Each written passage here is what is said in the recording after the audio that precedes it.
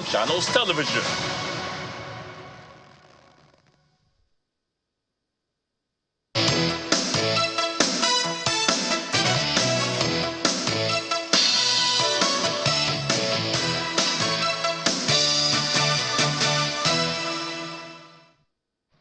Thank you for staying with us for a while on this program. We've talked about what we called the transfer window, where politicians move from one platform to another. Well, I know Arsenal is still celebrating the transfer window. I don't know when that one is going to open. Maybe some people will want to move into Arsenal now, particularly supporters. You want to port from whatever club you were supporting to another one. Now that Arsenal has won, broken what they call a 22-year jinx. Well, that's not the subject of our discussion, but talking about transfer windows, we understand that politicians have to move from one party to another because the 2027 elections is, according to a good number of people, a memorandum of the people. This morning in Lagos, the APM governorship, well, he says is a candidate of the party. Prince Laja Adeoye joins us in this conversation this morning. Thank you for joining us. Thank you. Good morning. What we knew was that, first of all, you become an aspirant, then you become a candidate. We didn't know it happened so fast recently. Yeah, thank you. You know, initially, we were contesting under the platform of our great party, PDP, but due to, we were already, you know, at the verge of, you know, the primary consensus and all of that, but there were issues which is obvious to all Nigerians that led us to getting even to the Supreme Court. So, and as of today, the mainstream, you know, members of the PDP and leaders of PDP, you know, they agree that, okay, we have to go into this election, irrespective of the challenges we are having. Okay, so that's why the governor of Bauchi State, our leader, Bala Mohammed, and Governor Seyi Makinde of Oyo State, they put heads together that instead of us, you know, keep dragging this thing, that at the end of the day, we are going to go against the INEC timeline. So we need to adopt a political party. So that is why we signed a memorandum of understanding between the PDP and the APM, because we are the mainstream PDP. Okay, so we signed that memorandum of understanding with the party, and we are all running under APM now. And there, you know, we've agreed that, okay, let us, you know, solve a lot of problems that could, if cause further, you know, crisis and all of that. So candidate has been, you know, profile screened, and we are going by consensus. So if you go around now, Oyo State, Lagos State, other states, you will see, you know, people are so, you know, excited with the new platform, the APM. In Lagos, we are very, very, you know, formidable in Lagos, and we are doing our things, and we believe by the special grace of God, you know, 2027, we are going to emerge victorious in all our states. Until recently, many people haven't heard about the APM. What does the APM stand for? Well, APM is Allied People's Movement. APM is a political party that was registered in 2018, and they've also been fielding candidates. I'm sure maybe you must have been familiar. I think 2023 election, there was a candidate, a very popular person in Ogun State, Akinlade, who ran under that party. Even in some other states, you know, people have been, but the party is now, you know, lucky to have people like Seyi Makinde on board. They have because Seyi Makinde himself is a movement, is an enigma. Okay, he's very popular for what he has done, and also he's going to run as a presidential candidate under that party. So the party now is the major and frontline opposition political party as of today in Nigeria because of, you know, the composition of the people and people like us there. As you said, you left the PDP for the APM. Due to what you call the internal party crisis. Those who would argue that moving to a smaller party is just a desperate attempt to find a ballot paper rather than a move driven by ideology. So how do you convince Lagosians that you are not just being opportunistic? We are not opportunistic because... How do you convince? Okay, that's what I'm trying to explain to you. We are not opportunistic. We are logical in our approach because I told you that there's a crisis. and we are at the court. The matter is litigated, and we are not the one that set the timetable. It is the INEC that set the timetable, and an INEC guideline that all political party, every candidate that want to run for 2027 election, they must be a registered member of a political party, and that register, political party register, must get to INEC on the 9th of May. So any party, any candidate that is not in any political party cannot run for that election. We have high stake in so many states that, you know, we will not go with those who say our party will not function. We will not go with those people who say PDP must not field presidential candidate. We will not go with people who are anti-democratic, you know, forces. Okay, so that is why we feel that, okay, for us, rather than the people who want to use technicalities in the court of law to make sure that we don't participate in the election, the logical thing for us is to adopt a political party. This is not the first time it will happen. It has happened severally. Okay, and which begs the question. I apologize for butting in. Which begs the question: if there is okay, maybe you want to first of all answer this one. For how long has the PDP internal crisis lasted? It has started for a very long time now. Because hold on, okay, it has started for quite some time now, and there are a lot of moves made by our leaders for everybody to come to the round table to solve this problem, to use what we call alternative dispute resolution mechanism that is enshrined in PDP constitution. That, okay, politics is all about interest. You have interest, I have interest. Okay, let everybody come to the table so that you bring your interest, I bring my interest, and we say we solve the problem. But a particular group want to do a take-it-all approach. It is not done in any political party. This was after the matter got to court. Okay, and what is the bone of contention? It was the Ibadan Convention that we did in November 15 and 16 last year, that people took us to court and said we didn't follow the right, approach and all of that, which we did. But the court says you didn't. We did, but I don't want to speak about the court, but because the court has made pronouncement. That is why, because we are convinced that we did the right thing, that is why we got up to Supreme Court. And Supreme Court said that these guys, even Federal High Court, said these guys, you were under suspension. You cannot be under suspension and you are appointing a caretaker committee to run the affairs of the party. Then where did you derive your power from? That the suspension was upheld, meaning that every action taken by those who are still under suspension that were not, cleared to say, okay, your suspension has been served, then you are back, then it has been lifted. Where did you derive your power from? But these are questions that the court still need to answer. Because when you say somebody does not have legal rights, then another court is saying that, oh, the person can go ahead. These are the people, and those are the people INEC are recognizing. So, it's a question that begs for answer by Nigerians. The reason I'm asking this question is there are those who wonder, if you can't solve the internal crisis of one political party, just one political party made of a few people, how can you attempt, how can you imagine that Lagosians will be able to trust you to resolve the issues of Lagos, which you know to be very, very complex? Of course, I know Lagos is very complex. So if you can't solve the problem of your party, how can you solve the problem of the people? No, the problem of the people is different from the problem of political party. Let me explain it to you. Sometimes when you are solving the problem of the people, you can use alternative dispute resolution. It has nothing to do with litigation or law. Okay, this one is, okay, we're having dispute or we're having disagreement. We say, okay, the governor will call everybody and say, okay, what do you want, and solve the problem for them amicably. But this case now is a case that is litigated, that is beyond our own making.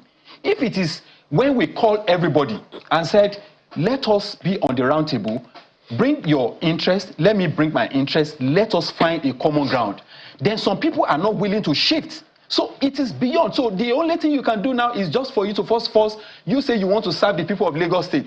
You must first be on a ballot. Because if you are not a ballot, you cannot have opportunity to serve the good people of Lagos. So now, that also shows to Lagosian that this person is very, very interested, he loves them, and he wants to serve them. That is why he has to be logical in the approach to ensure that he's on ballot. So that when you are on ballot, when people vote for me overwhelmingly, that is when I can solve the problem of Lagos and Lagosian. Essentially, the only power that you think you can use is the instrument of state. That's what you're saying. No, it's not the instrument of state. Even right before becoming a governorship candidate, I have Laja Adeoye Foundation that I've been using to do empowerment. You can confirm it.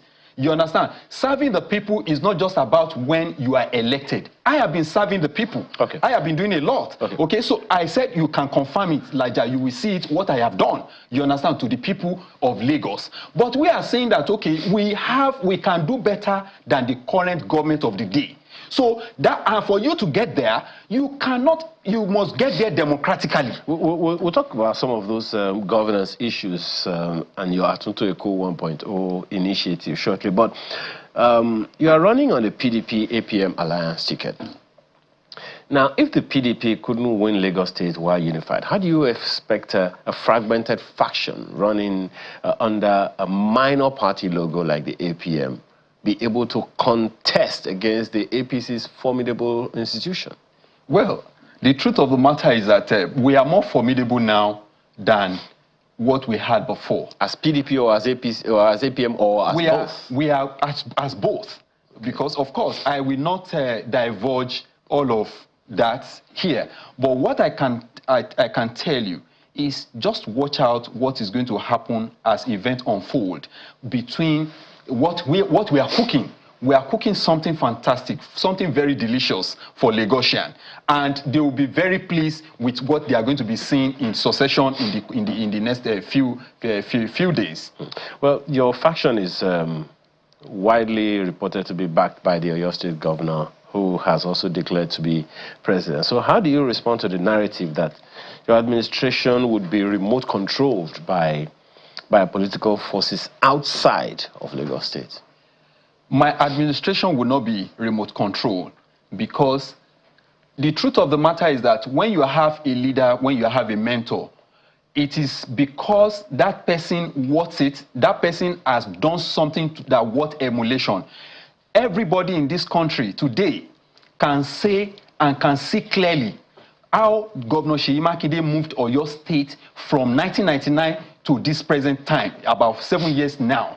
The quality and the level of infrastructural development that is going on in that state. That is what we are emulating. Doing projects at the right cost, not at inflated cost, serving the people meritoriously and transparently. Those are what we are bringing to Lagos. It's not about godfatherism. Anybody that knows Governor Seyi Makinde very well, he is not somebody that will dictate to you and say, do this, do that. In fact, he does not like to micromanage people. He likes people who have initiative. He likes people who are very brilliant. He likes people who can serve the people. Because when he wants to talk to you, he will be telling you about serving the people, not about power, not about control. He is not that kind of person. So we are just trying to learn from the good leaders. That is what we are going to do. Just imagine the level of infrastructural development going on in Oyo State. Circular road, about 110 kilometers, that has been in the pipeline for a very long time that nobody has been able to do. He courageously, go into the project. It's almost achieving it. This is $1 billion investment. You understand? That will serve the good people. So those are the things we are going to borrow. The tenacity, the agility to serve the people, and use the money of Lagos for Lagosian. Okay. That is what we are borrowing from them. So nobody is going to remote control anybody. We are going to serve our people. We are going to do what we need to do to make sure that our people, they feel the dividend of democracy, the hunger in the land, we quash it, and empower a lot of people. So you briefly mentioned Atunto Eco 1.0. Those are the things we are going to have there. We'll come to that in a bit. I'm sure my colleague in Abuja, who is a true-blood Lagosian, has some questions for you as well. All right. Go ahead, Mapwe.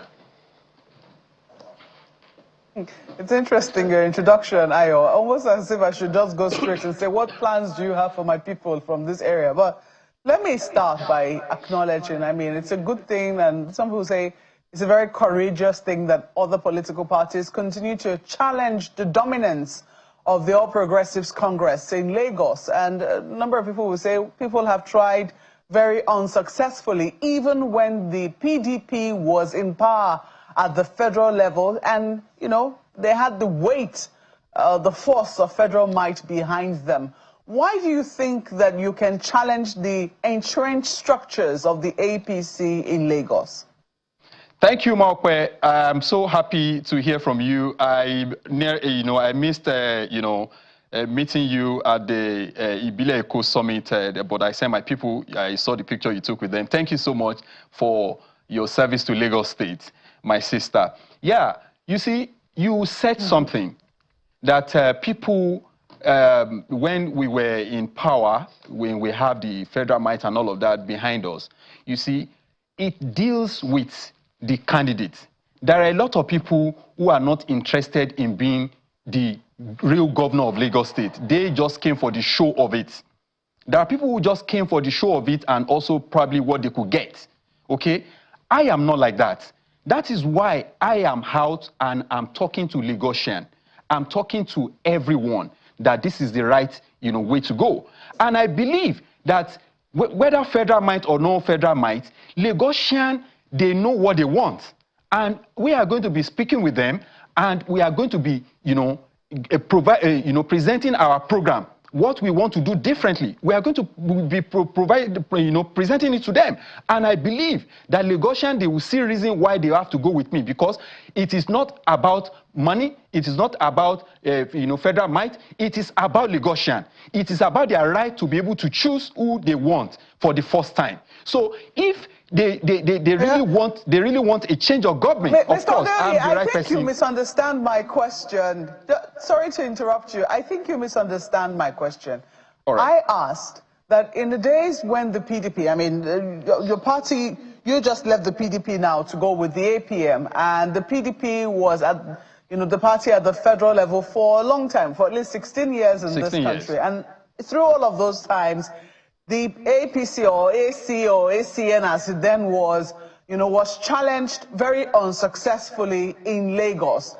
It would appear that the party is deeply entrenched in the political system of Lagos. I mean, they are very much at the grassroots level. I'm asking, what makes you believe that this party of yours, this new party, APM, can challenge successfully those entrenched structures? Of course, we are going to challenge them. APM is not really a new political party. Okay, a party that was registered in 2018 is really not a new party. So we are going to challenge them.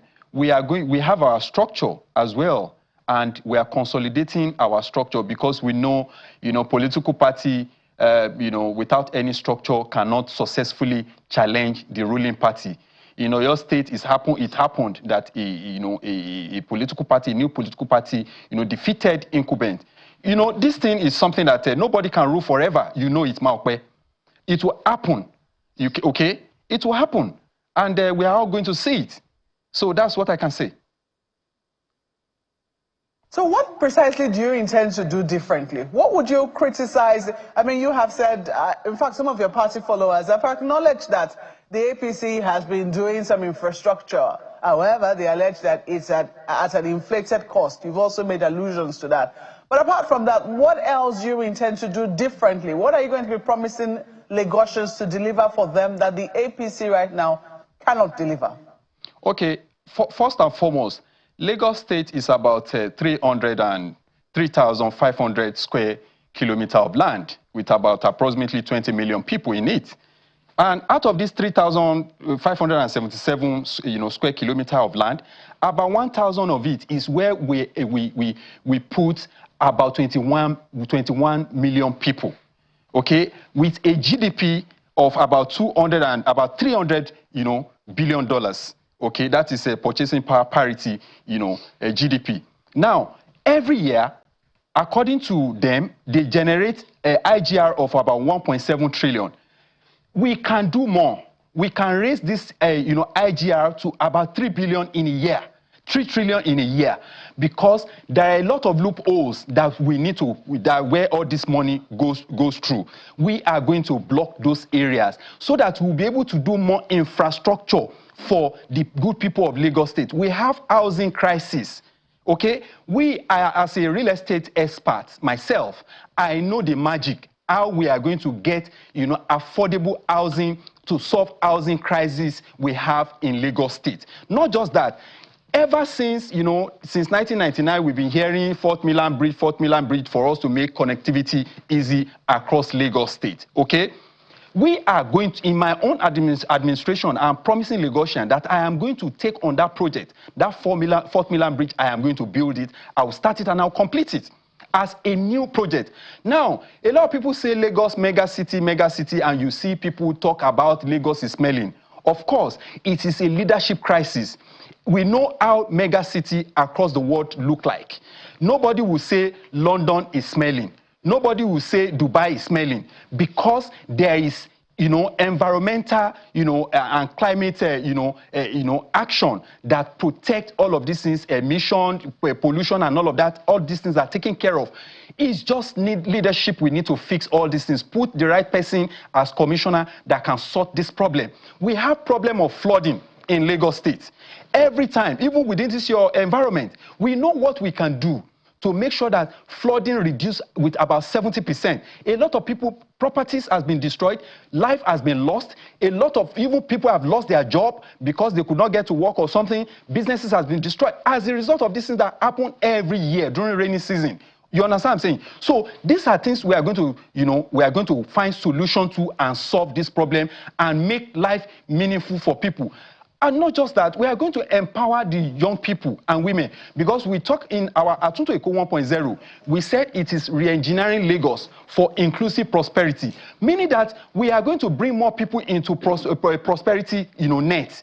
Now, one of the things that we are going to do is to ensure that we streamline our taxes, bring more people into tax net, not by creating infrastructure that will attract more investment to Lagos State. In our promise, we said we are going to, currently we have about 250 billion, dollars as GDP. We are going to increase it by $100 billion. Those are the things we are going to do. Okay. To make sure that we do something better than what we currently have. Your plans for Lagos, they are extensive. But and I'm glad that you mentioned the Ibile Eco Summit Group, which is a gathering, let's say, a conglomeration of indigenes of Lagos, people originally from Lagos, and they're hoping to make it something bigger. And there are, will I say, complaints of lack of inclusion. It does appear that in many instances, people who were originally from Lagos do feel quite left out, and there have been calls for inclusion. How do you hope to manage very delicately this very, let's say, sensitive issue in such a way that no Lagosian, especially those who are originally from Lagos, feel left behind?